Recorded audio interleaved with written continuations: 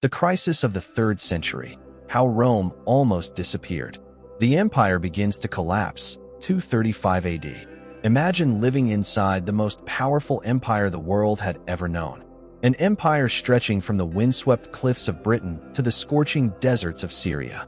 An empire protected by nearly 500,000 soldiers, connected by thousands of miles of paved roads, and filled with magnificent cities, temples, aqueducts, and bustling marketplaces. For generations, Rome had seemed unstoppable. It had defeated Carthage, conquered Greece, destroyed powerful kingdoms in the east, expanded into Britain.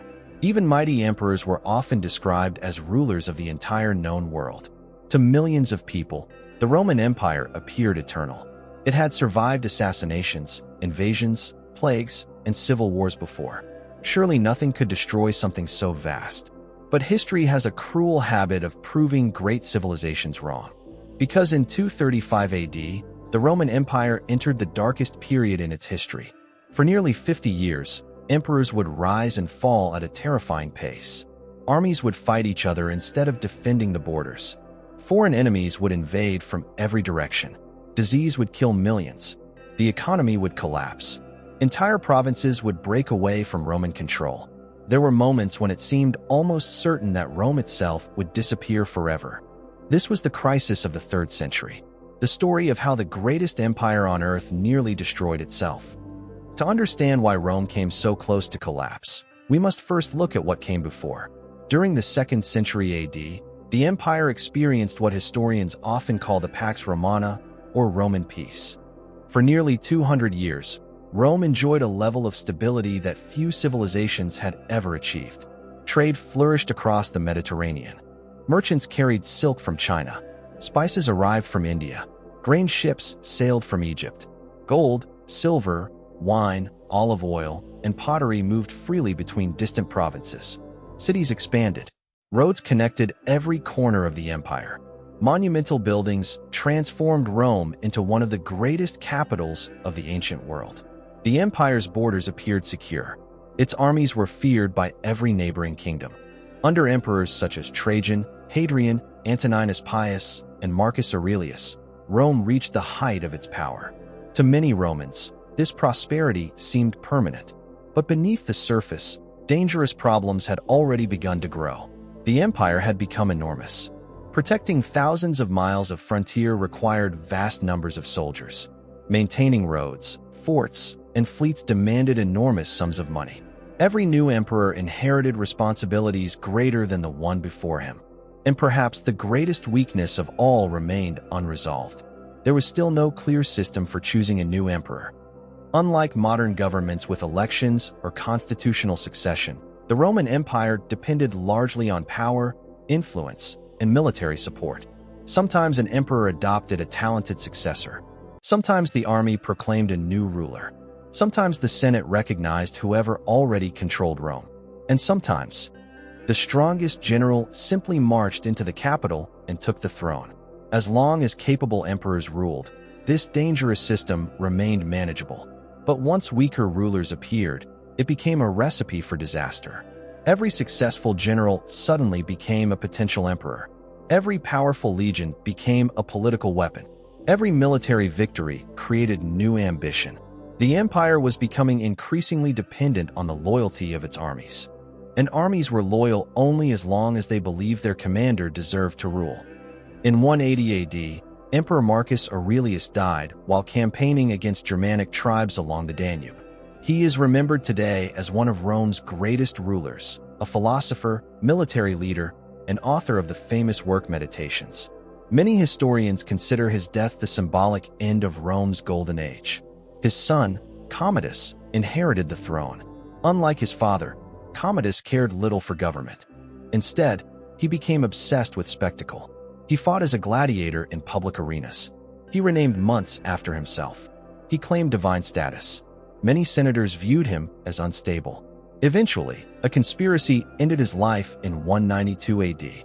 His assassination plunged Rome into another struggle for power.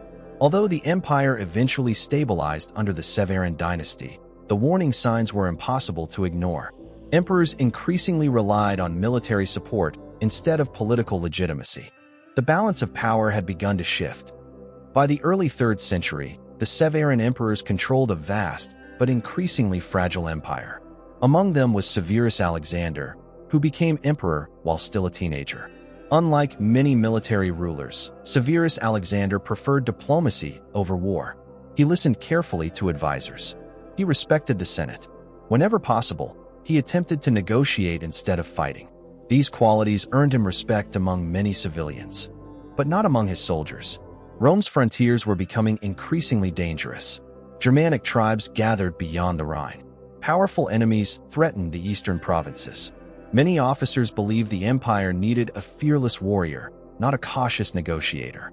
Then came the campaign that would change everything. In 235 AD, Severus Alexander led his army to the Rhine frontier to confront invading Germanic tribes. Instead of launching an immediate attack, he attempted to negotiate peace. He even considered paying the enemy to avoid battle. To experienced Roman soldiers, this was humiliating. For centuries, Rome had demanded tribute from its enemies. Now its emperor appeared willing to pay barbarians for peace. The army's patience ran out. Inside the military camp, a conspiracy began to form. The soldiers wanted a leader who looked like one of them, someone hardened by years of combat, someone who inspired fear rather than compromise. They found such a man in Maximinus Thrax. Maximinus was unlike any previous emperor. He had not been born into an influential Roman family. He came from humble origins near the empire's northern frontier, possibly in Thrace. Ancient writers describe him as a giant of extraordinary strength. Some even claimed he stood over 8 feet tall, a clear exaggeration, but there is little doubt that he possessed an intimidating physical presence. He had risen through the ranks entirely through military ability. His soldiers admired him because he had shared their hardships. He marched beside them. He trained with them. He fought beside them. To the legions, Maximinus represented the ideal soldier emperor. In the spring of 235 AD, the army proclaimed him emperor. Severus Alexander never had a chance. The emperor and his mother, Julia Mamaea, were murdered inside their own camp by troops who only days earlier had sworn to protect them. With their deaths, the Severan dynasty came to an end. But something even more important had happened. For the first time, the Roman army had openly removed a reigning emperor and replaced him with one of its own commanders solely through military force. It would not be the last. Maximinus Thrax immediately became the first of what historians now call the barracks emperors. These rulers owed their power almost entirely to the army. Most had spent their lives as professional soldiers. Few possessed political experience. Many ruled only briefly before being overthrown by another ambitious general. From this point onward, becoming emperor no longer depended on noble birth or Senate approval. It depended on convincing enough soldiers to support you. And that changed everything. Every frontier commander suddenly had a reason to dream of the imperial throne. Every successful campaign increased a general's popularity.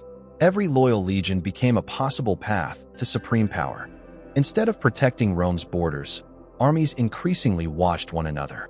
Civil war became a constant possibility. Maximinus spent much of his reign campaigning against Germanic tribes. His military victories earned respect among the legions. But warfare was expensive. To finance continuous campaigns, he imposed heavier taxes throughout the empire. Landowners complained. Merchants suffered. The Senate, already hostile toward the new emperor, grew even more resentful. Unlike earlier emperors who spent considerable time in Rome, Maximinus rarely visited the capital. Many senators viewed him as an uncultured outsider, a soldier who ruled through force rather than law. Their hatred would soon turn into open rebellion. The empire was becoming divided. The army supported one man. The Senate supported another. Provincial governors began calculating which side offered the greatest chance of survival. Trust between Rome's institutions was disappearing. Beyond the frontiers, Rome's enemies were paying close attention. Germanic tribes noticed that Roman legions were increasingly occupied with civil conflicts. In the east, a new and ambitious power had emerged. The Sassanid Persian Empire replaced the old Parthian kingdom and immediately challenged Roman authority in Mesopotamia. For generations, Rome had intimidated its enemies through strength and unity. Now that image was beginning to fade. Foreign rulers realized something remarkable. The greatest empire in the world was no longer focused on defending its borders. It was fighting itself, and that realization would encourage invasions unlike anything Rome had experienced in centuries. The crisis had only just begun. An emperor would be captured alive by a foreign king. End of part 1. The crisis of the 3rd century. How Rome almost disappeared. Barbarians, plague, and the collapse of the Roman world. When Emperor Severus Alexander was murdered in 235 AD, many Romans believed the crisis would soon pass. After all, Rome had survived assassinations before. It had survived civil wars. It had survived ambitious generals and political conspiracies. Surely one more change of emperor would not bring down the greatest empire on earth. They could not have been more mistaken. The murder of Severus Alexander was not simply the death of one emperor. It marked the beginning of an entirely new age. An age in which emperors were no longer expected to die peacefully. They were expected to die violently. Over the next several decades, the Roman throne became one of the most dangerous positions in the world. A successful general could become emperor almost overnight. But his reign might last only months before another army proclaimed a different commander. Loyalty shifted constantly. Entire legions changed sides if they believed another leader offered greater rewards. Many emperors never even reached Rome. Some were murdered by their own bodyguards. Others were killed by rival armies before they had the chance to secure their power. The empire had entered an endless cycle of military coups. Every civil war weakened Rome's defenses. Every new emperor inherited a state already exhausted by the previous conflict, and Rome's enemies were watching. Beyond the Rhine River, the Germanic world was changing. For centuries, Rome had faced dozens of small tribal groups. These tribes often fought among themselves, making them easier to defeat one by one. But during the 3rd century, something new began to happen. Smaller tribes started forming larger confederations. Among the most dangerous were the Franks and the Alemanni. Instead of launching isolated raids, they could now field much larger armies. They attacked Roman frontier forts. They burned villages. They crossed rivers that had protected the empire for generations. Even more alarming, they no longer feared Roman retaliation as they once had. Roman legions were increasingly occupied fighting fellow Romans. The borders were no longer defended with the same strength. The illusion of Roman invincibility was beginning to disappear. Further east, another threat emerged. For nearly 400 years, Rome had competed with the Parthian Empire for influence in Mesopotamia. Neither side had managed to destroy the other. Then, in 224 AD, the Parthians were overthrown. A new dynasty seized power. The Sassanids. Unlike their predecessors, the Sassanid kings were far more ambitious. They dreamed of restoring the ancient Persian Empire to its former glory. To them, Rome was not simply a rival. It was an obstacle. Their new ruler, Shapur-I, proved to be one of Persia's greatest military leaders. He reorganized his armies, strengthened his cavalry, expanded his kingdom, and prepared for war with Rome. For the first time in generations, the empire faced powerful enemies on both its eastern and western frontiers at the same time. While invasions increased, another invisible enemy spread across the empire. Around 249 AD, a devastating epidemic appeared. Today, historians know it as the Plague of Cyprian, named after a Christian bishop who described its horrifying effects. Victims suffered fever, vomiting, severe diarrhea, weakness. Many died within days. The disease spread rapidly along the very roads and trade routes that had once made the Roman Empire prosperous. Merchants unknowingly carried it from city to city. Soldiers transported it between military camps. Ships brought it across the Mediterranean. Soon, nearly every province was affected. Ancient writers claimed that at the height of the epidemic, thousands died every day in Rome alone. Although exact numbers remain uncertain, there is little doubt that millions of people across the empire lost their lives. The plague struck everyone, rich and poor, soldiers and civilians, governors and slaves, even emperors. The consequences were devastating. Entire farms were abandoned because there were not enough workers to harvest crops. Food production declined. Cities struggled to feed their populations. Trade slowed dramatically. Markets emptied. Tax revenues collapsed. At the same time, the Roman army desperately needed new recruits. But there were fewer young men available. Those who survived often preferred staying home to care for their families rather than joining the military. Every year, the empire found it harder to defend its enormous frontiers. Then came another crisis. Money itself began to lose its value. The Roman government faced enormous expenses: civil wars, military campaigns, fortifications, food supplies, imperial salaries. There simply was not enough silver to produce the millions of coins required. Instead of reducing spending, many emperors chose an easier solution. They reduced the amount of precious silver inside Roman coins. At first, the difference seemed small, but over time, the silver content declined dramatically. Coins that once contained high-quality silver became little more than bronze covered with a thin silver coating. People quickly noticed. Confidence disappeared. Merchants demanded higher prices because the currency purchased less than before. Inflation spread throughout the empire. A loaf of bread that once cost a few coins became far more expensive. Soldiers demanded larger salaries simply to survive. Ironically, those higher salaries forced emperors to produce even more low-quality coins. The cycle became impossible to stop. The Roman economy entered one of the worst periods in its history. As Rome weakened, the barbarian invasions became increasingly bold. The Goths, originally living north of the Black Sea, launched massive raids across the Danube frontier. Unlike earlier raiders who attacked small villages before retreating, the Goths moved in large numbers. Some crossed rivers using boats. Others marched directly into Roman territory. Cities that had not seen enemy armies for centuries suddenly found themselves under attack. Entire provinces were devastated. The Balkan Peninsula became a battlefield. Roman commanders struggled to respond because their forces were constantly being transferred to deal with internal rebellions elsewhere in the empire. The same pattern repeated itself again and again. An emperor marched against a rival. The frontier weakened. Barbarians invaded. The emperor rushed back. Another rival appeared. The cycle never ended. Perhaps the greatest shock came in 251 AD. Emperor Decius, determined to restore Roman strength, personally led his army against the invading Goths. The two forces met near the city of Abritus, in modern-day Bulgaria. The battle quickly turned into disaster.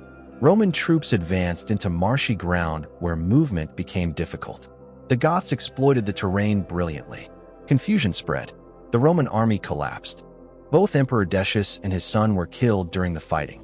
For the first time in Roman history, a reigning emperor had died in battle against a foreign enemy. The psychological impact was enormous. For centuries, Roman emperors had represented the strength of the empire. Now even they could fall before barbarian kings. Rome no longer looked invincible. It looked vulnerable. In the years that followed, attacks intensified. The Franks crossed the Rhine and raided deep into Gaul. Some even reached Spain. The Alemanni pushed into northern Italy itself. For generations, Italy had been considered safely protected behind the empire's frontier provinces. Now enemy warriors marched across lands that many Romans believed would never again see foreign invasion. Meanwhile, Gothic fleets appeared in the Black Sea. They attacked coastal cities, captured wealth, destroyed settlements. Even wealthy Greek cities, once protected by Roman power, found themselves exposed. Every successful raid encouraged another. Rome's enemies had discovered that the empire was too divided to respond effectively everywhere at once. By the late 250s, many Romans wondered whether the empire could survive at all. Civil wars continued. The plague still claimed lives. The economy remained unstable. The frontiers were collapsing. And in the east, the powerful Persian king Shapur I prepared an invasion unlike anything Rome had faced in generations. The emperor himself marched east to stop him. His name was Valerian. He intended to restore Rome's honor. Instead, he would suffer the greatest humiliation ever experienced by a Roman ruler. For the first time in history, an emperor of Rome would become the prisoner of a foreign king. The crisis of the 3rd century, how Rome almost disappeared. The emperor who became a prisoner. By the year 253 AD, the Roman Empire was fighting for its survival. The Rhine frontier was under constant attack. The Danube provinces had been devastated by Gothic invasions. The economy was collapsing under the weight of inflation. The plague of Cyprian continued to spread through cities, villages, and military camps. Almost every part of the empire seemed to be in crisis. Yet the greatest danger lay in the east. There, beyond the Euphrates River, stood an enemy unlike any Rome had faced in centuries: the Sassanid Persian Empire. And at its head was one of the most capable rulers of the ancient world, Shapur I. Shapur was not simply another king seeking wealth through raids. He dreamed of rebuilding the glory of the old Persian Empire. His ambition was nothing less than dominance over the Near East. Under his leadership, Persia became stronger than it had been for generations. Its armies were disciplined. Its cavalry was feared. Its commanders were experienced. Most importantly, Shapur understood something that many Roman emperors refused to admit. Rome was weaker than it appeared. For decades, the empire had exhausted itself through civil wars. Instead of defending the frontier, Roman legions repeatedly marched against one another. Every military coup left another section of the border exposed. Every new emperor inherited fewer resources than his predecessor. To Shapur, the moment was perfect. In 253 AD, Publius Licinius Valerianus, known simply as Valerian, became emperor. Many Romans believed he might finally stabilize the empire. Realizing that one man could not manage every crisis alone, Valerian made an unusual decision. He divided responsibility with his son, Gallienus. Valerian would command the eastern provinces against Persia. Gallienus would defend the western frontiers from the Germanic tribes. The arrangement seemed sensible. 2 emperors, 2 fronts, 1 united empire. But events would soon prove that even this was not enough. As Valerian marched east, Shapur launched a series of devastating campaigns through Roman territory. Persian armies captured important cities in Syria and Mesopotamia. Fortresses that had protected Rome's eastern frontier for generations fell one after another. Entire regions were left vulnerable. The Roman emperor knew he had to act. Legionaries arrived from across the empire. Auxiliary troops reinforced the ranks. Supply caravans stretched for miles. Despite Rome's internal problems, this was still one of the largest military forces assembled during the crisis. Its objective was clear: stop Shapur, restore Rome's honor, save the eastern frontier. But the empire faced an enemy it could not fight with swords alone: disease. The plague of Cyprian had followed the army east. As thousands of soldiers marched through crowded camps, the epidemic spread rapidly. Men weakened before they ever reached the battlefield. Some died on the march. Others became too sick to fight. Food supplies became increasingly difficult to maintain. Morale declined. Even before facing the Persians, Valerian's army had already suffered enormous losses. Shapur knew it. His scouts carefully monitored Roman movements. He understood that time favored Persia. The longer the Romans remained in the field, the weaker they became. The decisive confrontation came in 260 AD near the city of Edessa, located in what is now southeastern Turkey. Edessa had long been one of Rome's key strongholds in the east. If it fell, the road into Syria would lie open. Valerian deployed what remained of his army outside the city. Ancient historians disagree on the exact details of the battle. Some suggest the Romans attempted to break a Persian siege. Others believe Valerian sought open battle before disease destroyed his forces completely. What is certain is that the campaign ended in catastrophe. The weakened Roman army could not withstand the Persian assault. Exhausted by plague, short of supplies, outnumbered in key engagements, the legions collapsed. Thousands were killed. Thousands more surrendered. Then came an event that shocked the entire ancient world. Emperor Valerian himself was captured alive. Never before had a reigning Roman emperor fallen into the hands of a foreign ruler. Roman generals had been captured. Governors had been taken prisoner. But not the emperor. The man considered the supreme commander of Rome's armies. The ruler of the greatest empire on earth. Now he stood before his enemy in chains. The psychological impact was enormous. For centuries, Roman propaganda had portrayed emperors as nearly invincible, favored by the gods, destined to rule. Valerian's capture shattered that illusion overnight. Across the empire, people struggled to believe the reports. Surely they had misunderstood. Surely the emperor had escaped. But the news was true. Rome's ruler had become a prisoner of Persia. Ancient writers later told dramatic stories about Valerian's captivity. Some claimed that Shapur forced the emperor to kneel whenever he mounted his horse, using the Roman ruler as a human footstool. Others described years of humiliation before Valerian eventually died in captivity. One later tradition even claimed that his skin was preserved as a trophy. Modern historians debate these stories. Some were likely exaggerated by later Roman authors eager to emphasize the empire's humiliation or to portray Shapur as unusually cruel. Persian inscriptions, meanwhile, proudly celebrated the victory but offered fewer details about Valerian's treatment. What remains beyond dispute is the most important fact. The emperor never returned to Rome. He died in Persian captivity. It was one of the greatest humiliations in Roman history. With Valerian gone, chaos spread rapidly. His son Gallienus suddenly found himself ruling alone. But the empire was already beginning to fall apart. Messages traveled slowly. Provincial governors often acted independently. Local commanders realized they could no longer rely on the central government for protection. Some decided to take matters into their own hands. The result was unprecedented. Entire regions broke away from Roman authority.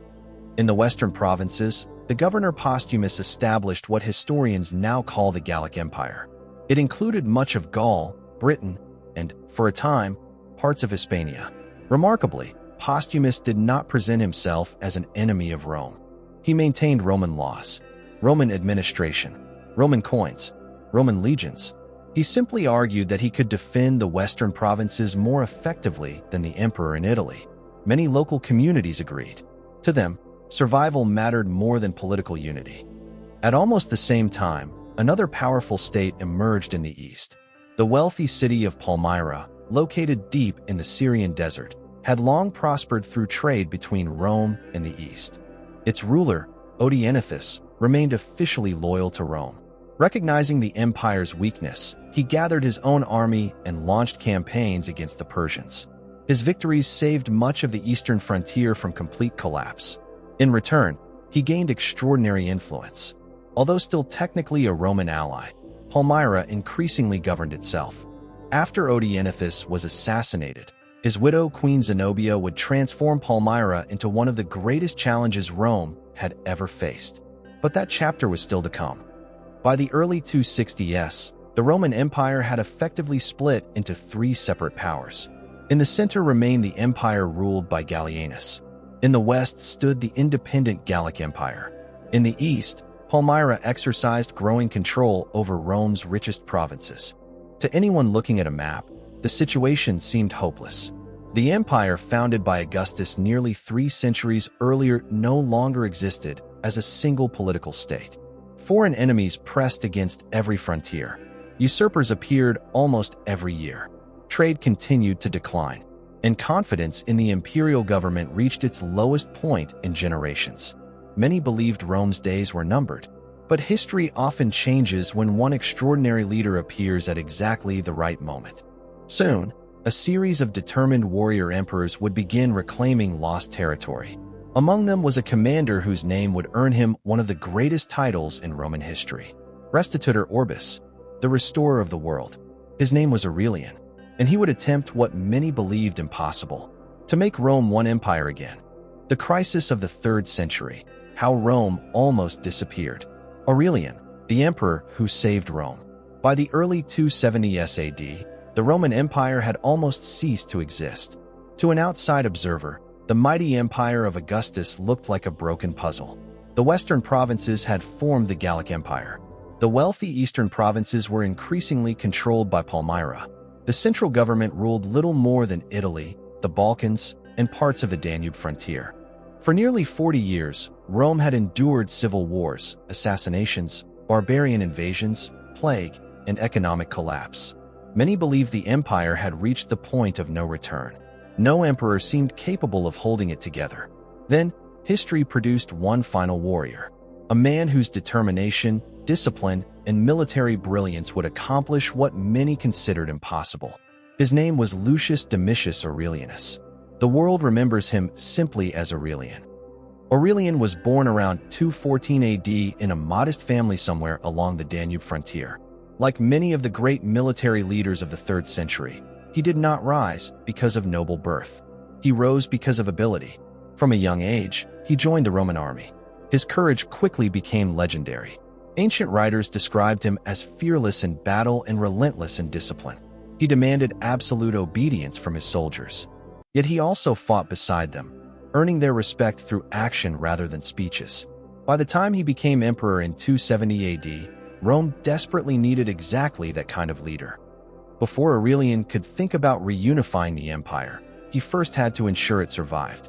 Barbarian tribes continued pouring across the frontiers. Among the most dangerous were the Gethungi, the Vandals, and the Goths. Only a year before Aurelian's rise, Emperor Claudius II, later known as Claudius Gothicus, had won a remarkable victory against the Goths at the Battle of Nisus. Ancient historians claim that tens of thousands of Gothic warriors were killed. Although those numbers were probably exaggerated, the victory stopped one of the largest Gothic invasions in Roman history.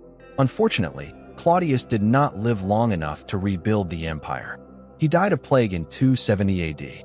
Once again, Rome needed a new emperor. This time, the army chose Aurelian. Almost immediately, Aurelian faced a nightmare. Germanic tribes crossed the Alps and invaded northern Italy. For centuries, Italy itself had been considered safe. The empire's frontier provinces usually absorbed foreign attacks before they reached the heart of Roman civilization. Now enemy warriors marched across the Italian countryside. Entire towns were abandoned. Panic spread through Rome. For the first time in generations, many citizens feared that the eternal city itself might fall. Aurelian reacted with astonishing speed. He gathered every available soldier. Marching day and night, he intercepted the invaders and defeated them in a series of fierce battles. The immediate danger passed, but the emperor reached an unsettling conclusion. If barbarian armies had been able to enter Italy once, they could do it again. For nearly 500 years, Rome had relied on its legions rather than city walls for protection. The capital was considered too powerful to require massive fortifications. That confidence no longer existed. Aurelian ordered the construction of an enormous defensive wall surrounding Rome. Known today as the Aurelian Walls, the project stretched for nearly 19 kilometers, enclosing not only the city's ancient neighborhoods, but also key military and economic districts. Massive towers rose at regular intervals. Strong gates controlled access to the city. The walls were built quickly, often incorporating existing structures to save time. Even today, large sections of the Aurelian Walls still stand, reminding visitors of the moment when even Rome admitted it could no longer rely solely on its armies for protection. With Italy secured, Aurelian turned his attention east. The Palmyrene Empire had grown far beyond its original role as Rome's ally. After the assassination of Odenathus, power passed to his widow, Queen Zenobia. Brilliant, ambitious, and highly educated, Zenobia proved to be one of the most remarkable rulers of the ancient world.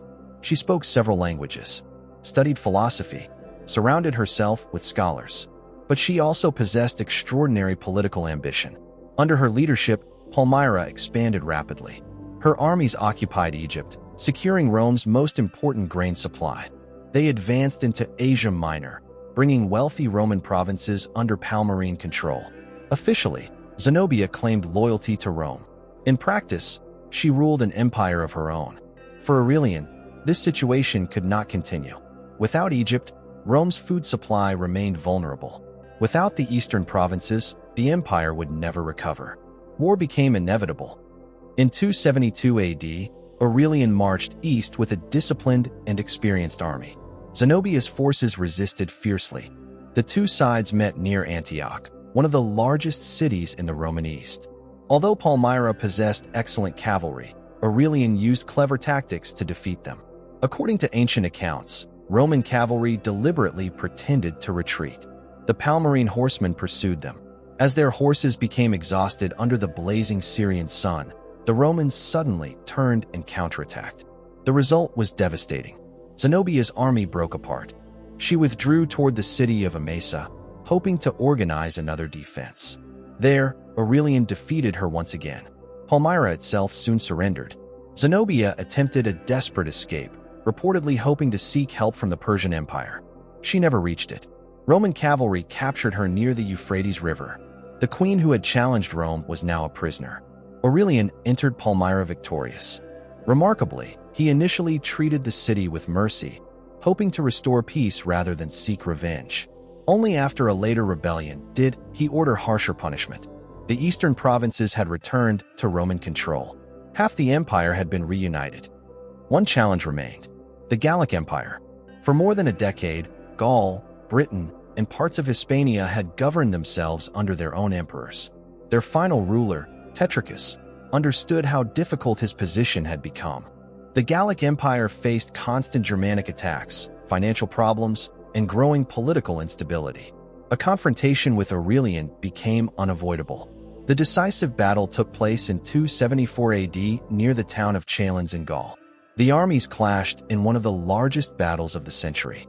Ancient writers later claimed that Tetricus secretly communicated with Aurelian before the battle, asking for protection in exchange for ending the conflict.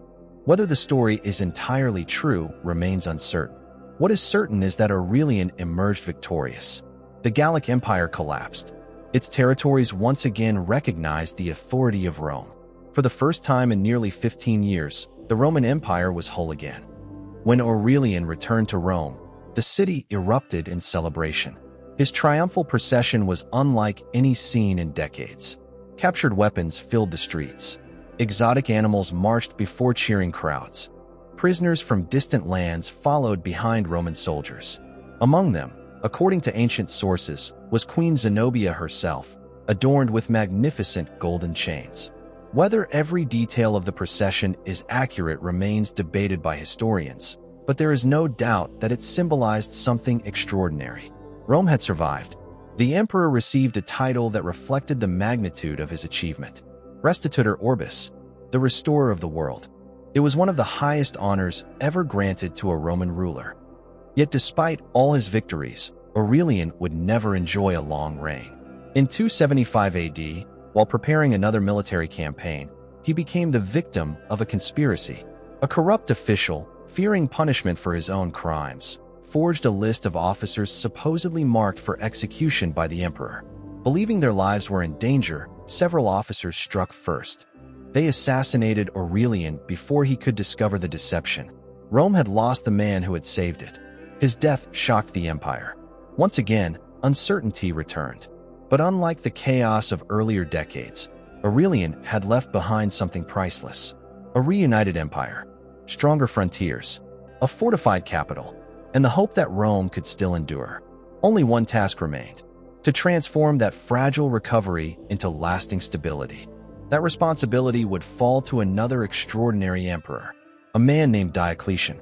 His reforms would finally end nearly 50 years of crisis and forever change the Roman Empire. The crisis of the 3rd century, how Rome almost disappeared. Diocletian ends the crisis. When Aurelian was assassinated in 275 AD, many Romans feared the nightmare would begin all over again. For nearly half a century, the empire had been trapped in a vicious cycle. An emperor would rise. He would defeat Rome's enemies. He would restore hope. Then he would be murdered. Another general would seize power, and the chaos would begin again. Aurelian had reunited the empire, but he had not solved its greatest problem. Rome still had no reliable system for transferring power. As long as ambitious generals commanded loyal armies, civil war could erupt at any moment. And that is exactly what happened. After Aurelian's death, several emperors briefly occupied the throne. Some ruled for only a few months. Others survived only a few years. Although none of them allowed the empire to collapse completely, they also failed to create lasting stability. The army remained the true kingmaker. Each succession carried the risk of another civil war. The Roman people had become exhausted. Merchants wanted safe roads. Farmers wanted peace. Soldiers wanted regular pay. The Senate wanted stability. Everyone wanted the same thing: an emperor who could end the crisis once and for all. That man appeared in 284 AD. His name was Diocles. History remembers him by the name he adopted after becoming emperor: Diocletian. Diocletian was born into a humble family in the Roman province of Dalmatia, along the eastern coast of the Adriatic Sea. Like Aurelian before him, he earned his position through military talent rather than noble birth. He spent decades serving in the Roman army. Campaign after campaign shaped him into an experienced commander. He understood the empire's greatest weakness better than anyone: Rome had simply become too large for one man to govern effectively. Its borders stretched thousands of kilometers. News traveled slowly. But unlike many previous rulers, he refused to believe that one emperor could personally manage every frontier. Instead, he introduced one of the boldest political reforms in Roman history: the Tetrarchy. The word comes from the Greek language and means rule of four. Asterisk asterisk. Instead of a single emperor, the empire would now be governed by four rulers: two senior emperors, known as Augusti, and two junior emperors, known as Caesars. Each ruler controlled a different region of the empire. Each remained close to the frontiers under his responsibility. If one frontier came under attack, another emperor could continue governing elsewhere. The system dramatically reduced response times. For the first time in decades, the Roman government no longer depended entirely on one individual. Diocletian also transformed the Roman army. The crisis of the 3rd century had shown how dangerous it was to leave large frontier armies under ambitious commanders. Such generals could easily proclaim themselves emperor. To reduce that risk, Diocletian reorganized military command. He increased the size of the army, created new frontier units, strengthened fortifications, and improved communication between provinces. At the same time, he separated many civilian and military responsibilities. Governors who collected taxes no longer commanded large armies. Military officers who led soldiers exercised less control over provincial administration. These changes made rebellion more difficult and improved the efficiency of government. The economy demanded equally dramatic reforms. For decades, inflation had devastated ordinary life. Roman coins had lost much of their value. Prices changed constantly. Merchants often refused to accept imperial currency. Diocletian attempted to restore confidence by introducing new coinage and reforming the tax system. He ordered detailed censuses throughout the empire. Land was carefully measured. Population records were updated. Taxes became more systematic than they had ever been before. Perhaps his most famous economic measure was the Edict on Maximum Prices, issued in 301 AD. The law attempted to limit the prices of hundreds of goods and services across the empire: food, clothing, animals, transportation, construction, even wages for workers. Diocletian hoped that fixing prices would stop inflation. In practice, the policy proved difficult to enforce. Many merchants simply sold goods illegally rather than accept the official prices. Although the edict ultimately failed, it demonstrated how determined the emperor was to solve Rome's economic problems. Diocletian believed that political authority also needed a new image. Earlier emperors often presented themselves as the first citizen, maintaining the old illusion that Rome remained a republic. Diocletian abandoned that tradition. He emphasized the emperor's absolute authority. Ceremonies became more elaborate. Visitors were expected to bow before the emperor.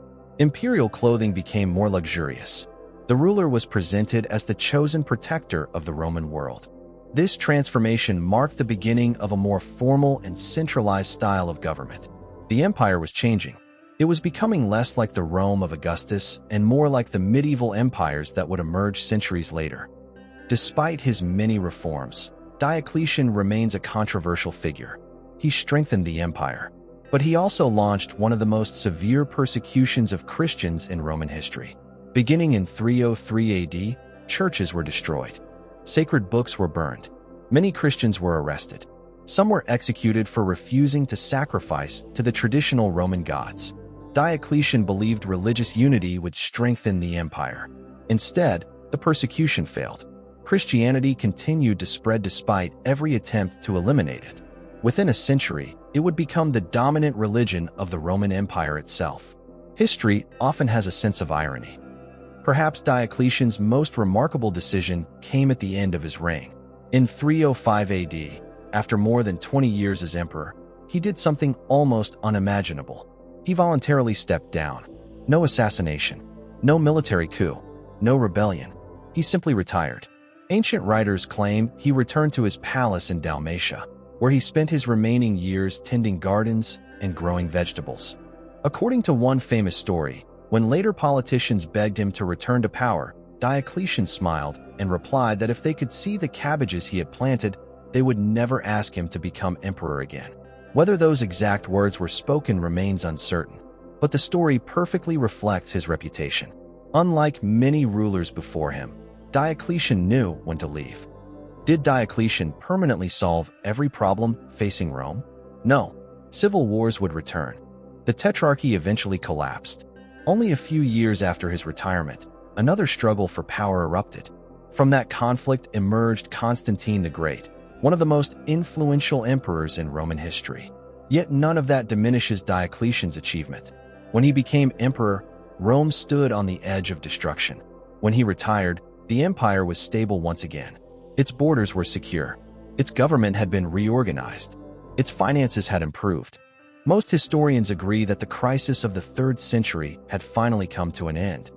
Looking back, those 50 years remain one of the most extraordinary chapters in Roman history.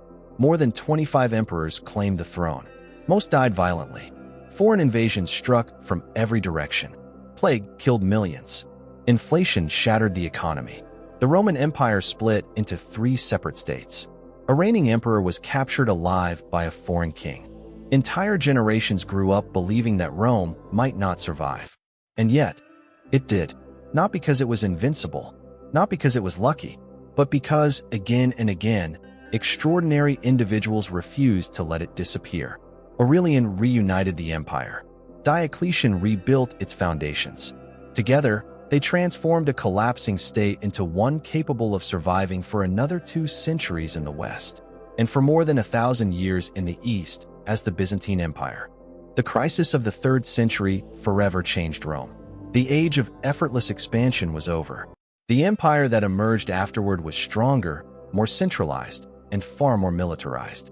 It was no longer the Rome of Caesar, nor the Rome of Augustus. It was a new Rome, forged in fire, and saved at the very last moment.